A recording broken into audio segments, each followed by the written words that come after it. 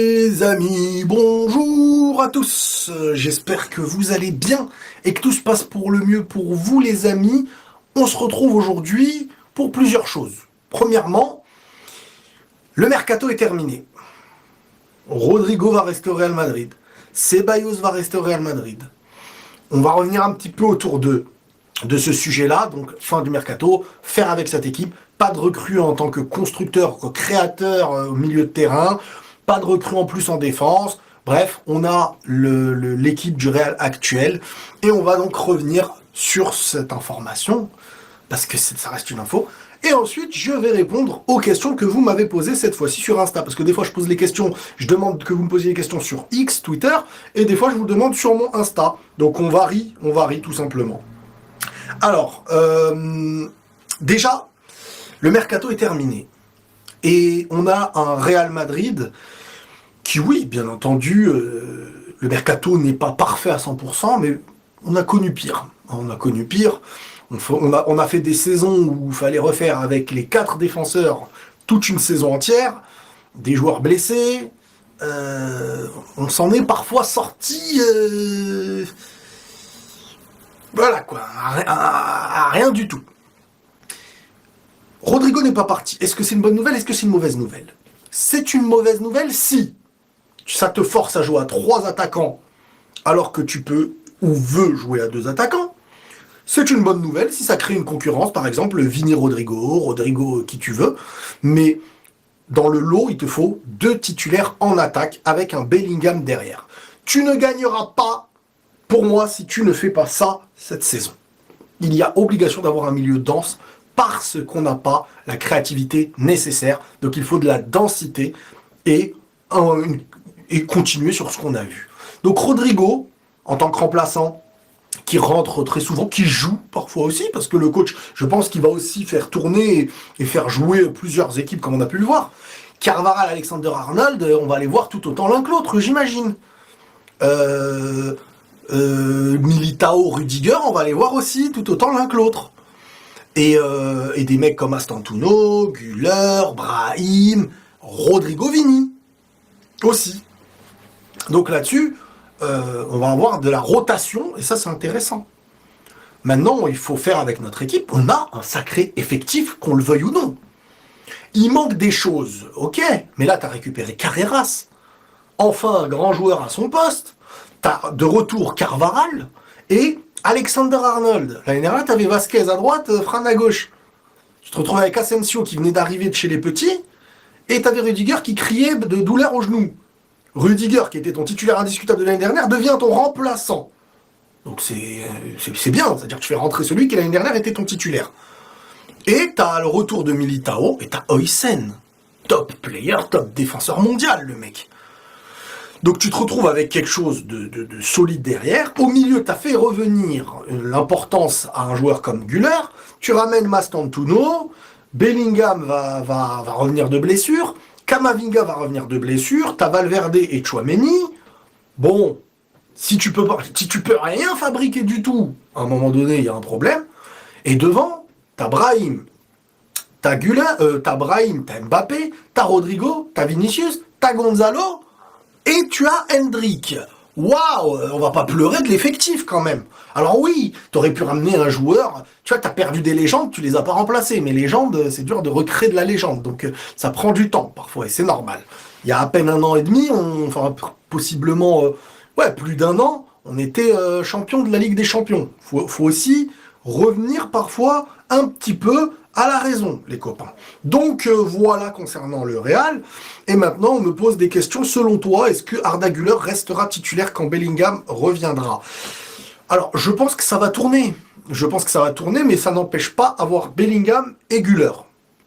Parce qu'en fait, tu vas retirer soit Mastantuono, soit Brahim. Donc tu peux garder Güler, et tu remplaces le Mastantuono ou Brahim par un milieu en plus, Bellingham, juste derrière Mbappé et Vini.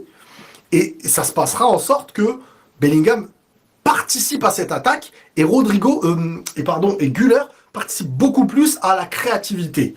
Je pense qu'on va être plus sur une chose comme ça à mes yeux.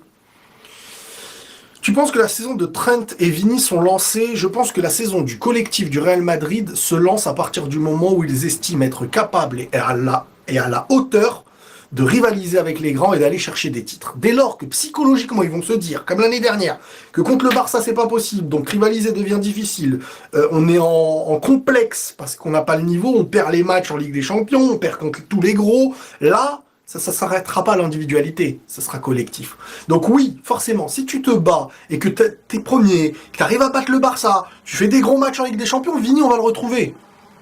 Et on va tous les retrouver. C'est comme ça le football.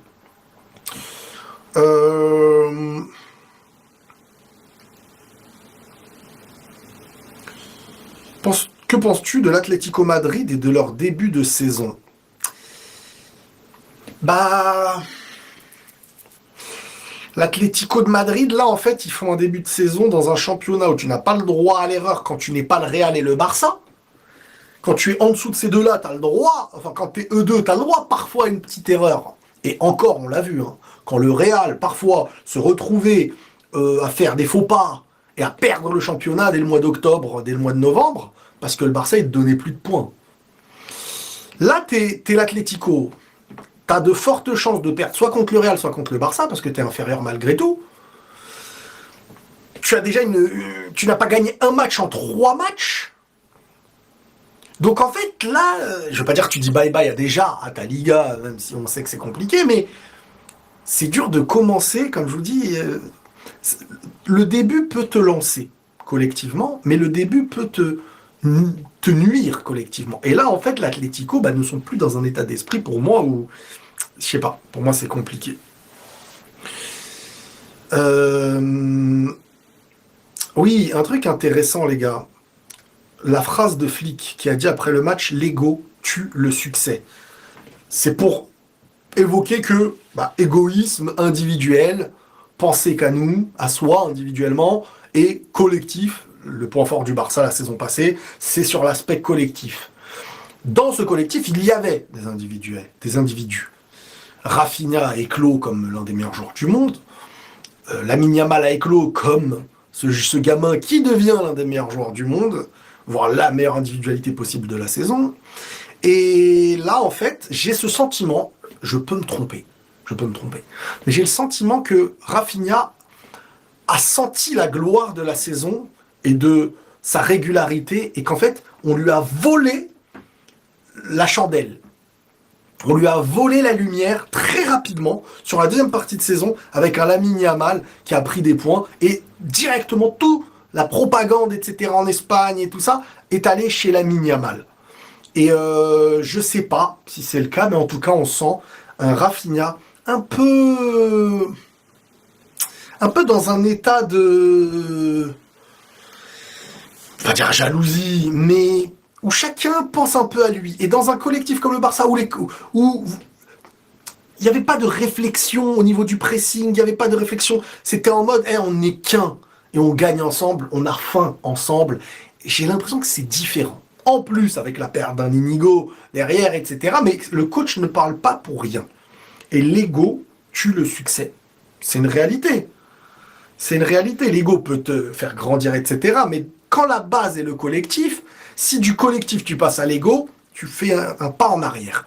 Après, avoir la petite tête de Lamine, quand Lamine Yamal fait sa célébration contre le dernier match sur son penalty, le Rayo contre le Rayo, et que t'as Rafinha qui le regarde à côté en mode je sais pas.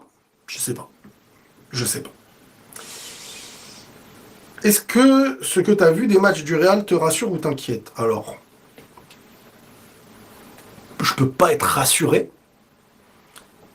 et je reste sur la base de, tant qu'on n'a pas prouvé contre les gros, ce qu'on a prouvé dernièrement, c'était des choses douteuses, très inquiétantes, l'année dernière. Mais là, pour l'instant, on a fait 3 matchs qu'on aurait possiblement gagné l'année dernière, peut-être. Je sais pas. Donc à voir, contre la Real Sociedad, quand tu reviens de la trêve, tu vois, tous ces petits trucs-là, à voir.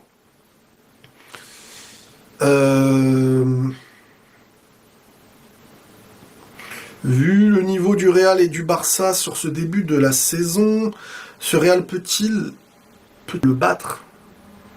En gros, est-ce que le Real peut battre le Barça? Bah, faut voir. Hein. Demain, on joue le Barça, on peut se manger un 4-0, on va se dire, oula, attends, on revient sur Terre. Et ce sera le titre de ma vidéo. Tu vois, donc, je peux pas parler à l'avance. C'est pas parce que sur les 3 premiers matchs, le Barça a fait un faux pas, n'a pas montré des choses similaires à l'année dernière, a une défense qui est beaucoup plus déséquilibrée et problématique en comparaison à l'année dernière où le déséquilibre était une force. Il y a des choses à remarquer, même sur l'aspect individuel, même sur le trait collectif, sur le pressing. Il y a plein de choses à constater côté Barcelone. Mais, ça se trouve, ça va être réglé. Ça se trouve, ils sont toujours meilleurs que toi. Ça se trouve, ils sont toujours meilleurs que 80% des équipes. Ça se trouve, ça se trouve, ça se trouve. Donc, je peux constater, dire ce que j'ai vu, le comparer à l'année dernière, mais je peux pas encore dire le Real peut, le Real est meilleur, le Barça. Ça, c'est la réalité qui nous le montrera. Tu vois, c'est comme si tu voyais 2 mecs avant de faire un combat à l'UFC, à l'entraînement, et tu dis, ah, ça se voit, c'est lui, il va gagner, ça se voit. Et après, tu regardes l'autre, tu dis, ah non, ça se voit, c'est lui, il va gagner. La preuve sera sur la confrontation et la régularité aussi, surtout. Tu mettrais Carreras dans un top combien? Et ça y est, vous commencez. Ça y est, vous commencez. Autant je le reproche au Barça, ce truc-là, autant je peux le reprocher au Real. Dès qu'il y a un nouveau joueur qui arrive, meilleur goal du monde, meilleur joueur du monde, meilleur truc du monde. Est-ce qu'on n'est pas la meilleure équipe du monde quand il y a 2 victoires et tout? Ça me rappelle à l'époque de Xavi, quand il y avait des petites phases qui étaient intéressantes, avec Dembélé qui se blessait un peu moins, qui faisait beaucoup de passes D et tout. Donc, on n'est pas actuellement la meilleure équipe là sur les 2 derniers jours. On n'est pas la meilleure équipe du monde. Doucement. Pareil pour le Real avec Carreras. Pareil sur le Real, même si le Real gagne demain un bon match, ce sera rassurant, mais ça veut pas dire on est la meilleure, on est les machins, doucement. C'est la régularité qui prouve le niveau. Quand Nuno Mendes, à l'époque, on me disait, Ariel, tu trouves pas que Nuno Mendes, il est meilleur que machin tout? Je disais, attendons de voir sur le temps, quand ils seront en demi, quand ils seront en finale. Et là, après, il a prouvé. Mais hormis cette saison-là, Nuno Mendes, avant, je ne pouvais pas le positionner encore. Et c'est là, c'est pareil pour Carreras. Imagine demain Carreras, il se fait tuer par le Barça, il se fait tuer par Liverpool, il se fait tuer par City, il se fait tuer. Est-ce que ton propos là, il aurait une cohérence? Non. Mais pour l'instant, c'est intéressant. C'est intéressant.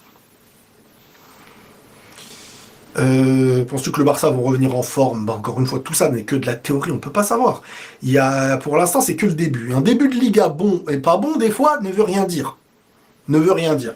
Il y a 2 points d'écart, il y a encore 2 classicos à jouer. Il y a rien qui s'est fait encore dans la saison. Il y a eu 3 matchs, les gars. On va tous les oublier, peut-être, ces matchs. Je comprends pas pourquoi ils ne t'invitent pas à la télé pour parler foot. Mais parce que la télé, ça passe derrière Internet maintenant, les gars. Il faut vous le dire. Hein. La télé, tous les mecs que vous voyez à la télé aimeraient avoir leur chaîne avec 1 million d'abonnés et dire bye bye à l'émission où ils ont un patron qui les paye, où ils ont une gestion, dire